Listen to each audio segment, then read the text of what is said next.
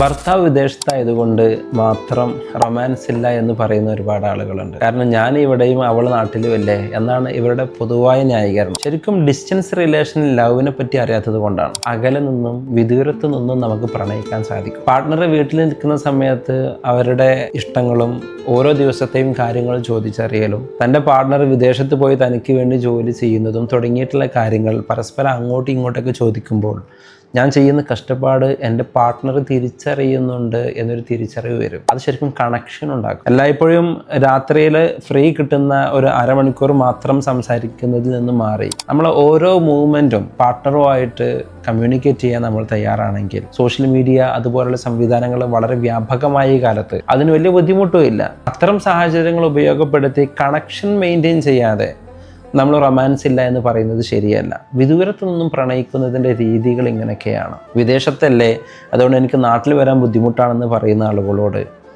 3 മാസമോ 4 മാസമോ കൂടുമ്പോൾ വന്ന് തൻ്റെ ഭാര്യയും മക്കളുമായിട്ട് സമയം ചെലവഴിക്കാൻ സമയം കണ്ടെത്തണം. അതിനനുസരിച്ചുള്ള ജോലി ഉണ്ടാക്കണം. അതിനനുസരിച്ചുള്ള ഇൻകവും നമ്മൾ കണ്ടെത്തണം. അതല്ലാതെ നമ്മൾ പോയി എൻ്റെ ജോലി ഇങ്ങനെയാണ്, എനിക്കതുകൊണ്ട് നാട്ടിൽ വരാൻ പറ്റില്ല, എൻ്റെ തിരക്കിനിടയിൽ എന്നെ വിളിക്കരുത് എന്ന് പറഞ്ഞ് നമ്മൾ ആ റൊമാൻസിനെ പാടെ ഉപേക്ഷിക്കാൻ പാടില്ല. കാരണം ഈ റൊമാൻസ് തേടിയാണ്, ആവശ്യപ്പെട്ടാണ് നിങ്ങൾ രണ്ടുപേരും ഒരുമിച്ചിട്ടുള്ളത്. അത് സാധ്യമാവണമെങ്കിൽ കണക്ഷൻ നിലനിർത്തണം. ദൂരെ നിന്നും വീട്ടിലേക്കും വീട്ടിൽ നിന്ന് ദൂരെയുള്ള അകലെയുള്ള ഭർത്താവിനെയും നോക്കാനുള്ളൊരു മനസ്സ് നമ്മൾ കാണണം.